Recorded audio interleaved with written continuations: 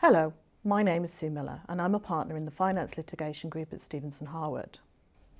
Welcome to the second in our Autumn 2019 series of 4 short webcasts in which we take a bite-sized look at some key topics that have emerged from court or regulatory decisions over the last year.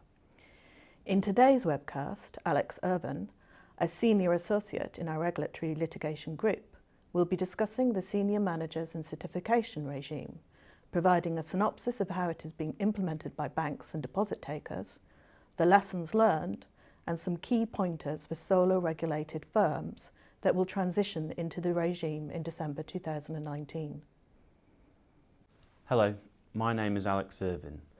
In March 2016, the Senior Managers and Certification Regime, commonly referred to as the SMCR, came into force for banks, building societies and other deposit takers, and in December 2018 for insurers. The SMCR is the new regulatory regime for individuals, replacing the approved persons regime with the aim of enhancing and embedding a culture of individual responsibility and accountability within firms. From December this year, the SMCR will apply to all other financial services firms, or so-called solo regulated firms. In this webcast, I will examine some of the lessons learned as the implementation of the SMCR has embedded down for banks, building societies and other deposit takers, and some of the key things that solo regulated firms should be doing as they near transition into the SMCR. The webinar is split broadly into 3 topics covering the FCA Stocktake Report, the FCA's final amendments to the SMCR rules, and noteworthy rules that apply to solo regulated firms.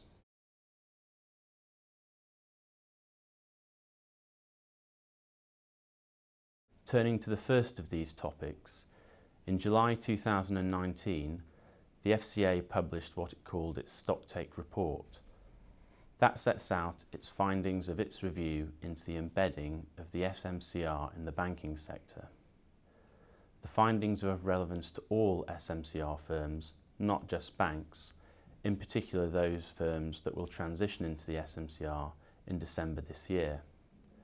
The purpose of the Stocktake Report is to help the FCA understand whether there are issues that warrant more focus from firms and the FCA. The review, based on interviews with individuals and firms who have worked with the SMCR, covered a wide range of themes including senior manager accountability, certification and conduct rules. I will summarise some of those key findings now. Senior managers expressed concern around understanding the means of reasonable steps in the context of their business and looked to the regulator's expectations, often seeing the answer as being further guidance from the FCA. The concept of reasonable steps is part of the duty of responsibility introduced to the legislation that established the SMCR.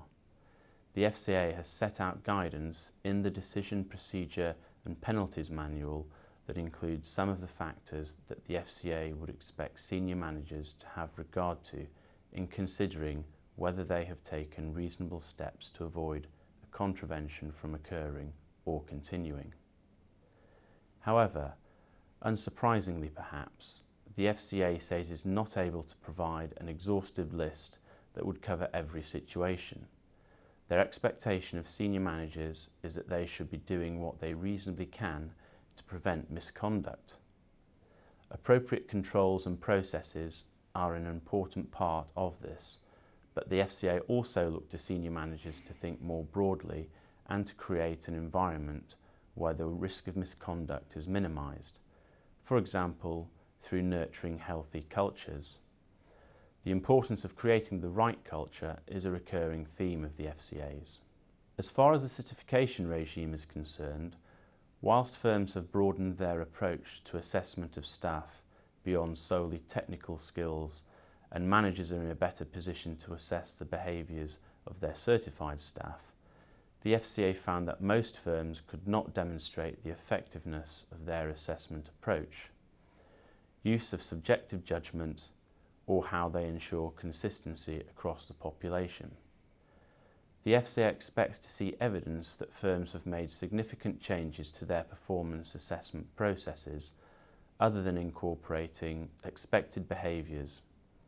For instance, it was not clear from the FCA's review that firms are using the certification regime to evaluate if managers of certification staff, who are themselves certified, are competent managers. The most significant findings of the FCA's concern the way in which firms have implemented the conduct rules.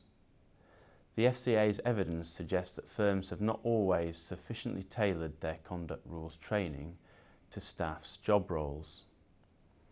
Firms are often using their own values to articulate how they bring the conduct rules to life. However, there was insufficient evidence to be confident that firms have clearly mapped the conduct rules to their values. For example, many firms were often unable to explain what a conduct rule breach looked like in the context of their business. The conduct rules are a critical foundation for firms' culture and the conduct of individuals. The FCA says that it is essential that staff understand the rules and how they apply to them. Under the Financial Services and Markets Act 2000, firms must notify all relevant persons of the conduct rules that apply in relation to them and take all reasonable steps to secure that those persons understand how those rules apply in relation to them. This must include the provision of suitable training. The FCA observed a difference in the levels of firms' SMCR maturity. That difference is driven by several factors. This includes size, resources, firms' cultural baseline and their interactions with regulators. Generally, the larger banks with more resources and exposure to the regulators are more mature in their approach. Some firms seem to have been less successful in embedding the regime below the senior manager level. In particular, there is some room for further progress at the certification level and potentially more significant weaknesses in the implementation of the conduct rules for other staff, especially from a training perspective. When asked by the regulator what arrangements firms have in place to ensure the effective implementation of the SMCR, it will not be enough for firms to say what they are doing or have done. The FCA will expect to see evidence of that. In view of its findings, the FCA has said that it will increase its supervisory focus on the conduct rules in particular. It expects all SMCR firms to ensure that they are embedding the conduct rules in their businesses to meet their obligations under the regime. It is clear that solo regulated firms should have this in mind when they implement the SMCR.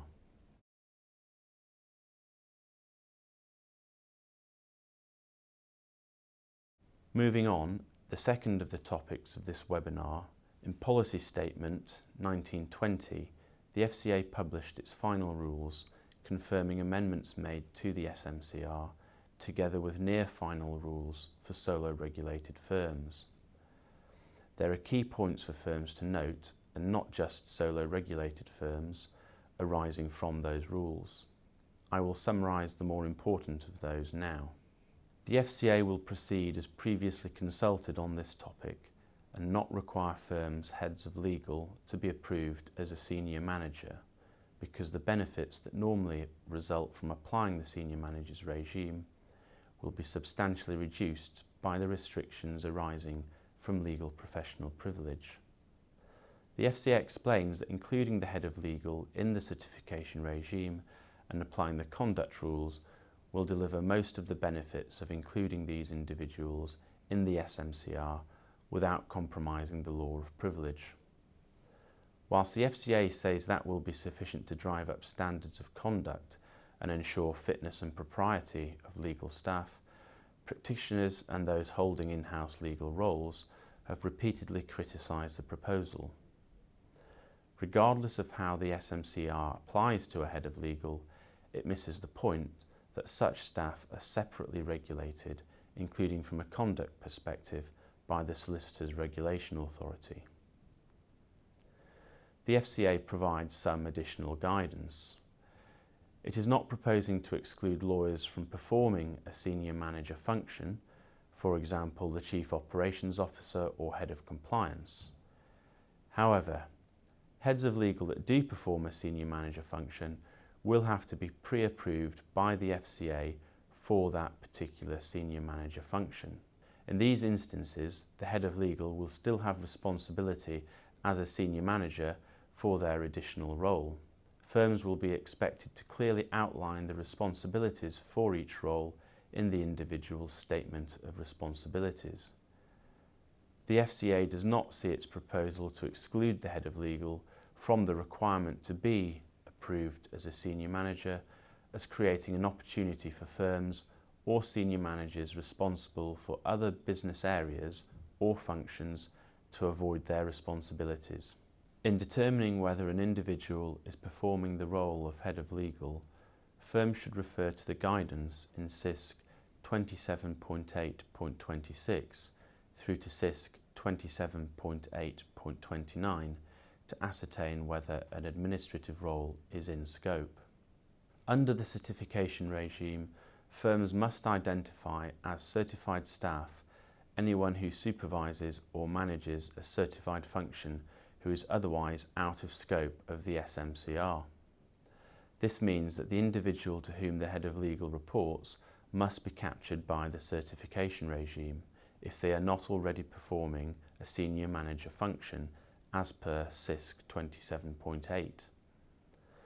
The justification for this is to ensure that there are clear lines of responsibility and accountability. The FCA does not envisage legal roles other than the head of legal will fall within the senior manager function contained within the certification regime. Other individuals carrying out a legal role will not require certification unless they are material risk takers or are otherwise performing any other certification function. In terms of the procedure for the transfer of the head of legal to the certification regime, firms will not be required to undertake regulatory referencing or redo fit and proper assessments for these individuals as long as their job does not change. The FCA has also amended its rules to exclude an individual from being classified as a client dealing certification function where they have no scope to choose, decide or reach a judgment on what should be done in a given situation and whose tasks do not require them to exercise significant skill. The amended rule has been drafted in a way that provides firms with the flexibility to exercise judgment on whether a role requires certification. The relevant factors in making such a judgment include whether the role is simple or largely automated and involves exercising discretion or judgment. The FCA explained that it was not possible to provide an exhaustive definition of all the ways that an individual could be considered to be undertaking client dealing activities. That will depend on the firm's business and the way responsibilities have been allocated across its staff.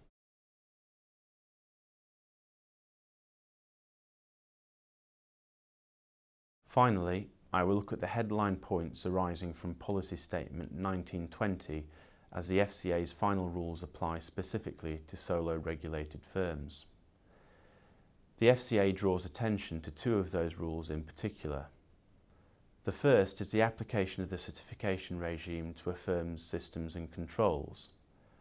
For certain firms, the FCA have added guidance clarifying that an individual who holds a senior manager function and also performs a systems and controls role, CF28 under the approved person regime, will have to be certified for that role under the certification regime as a senior management certification function if it differs significantly from their senior manager function role.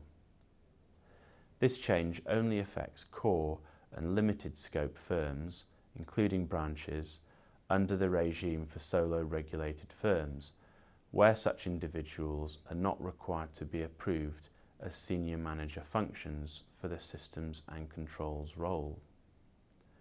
As with a firm's head of legal, anyone who supervises or manages someone holding a senior management certification function will also have to be a member of certified staff and be identified as such.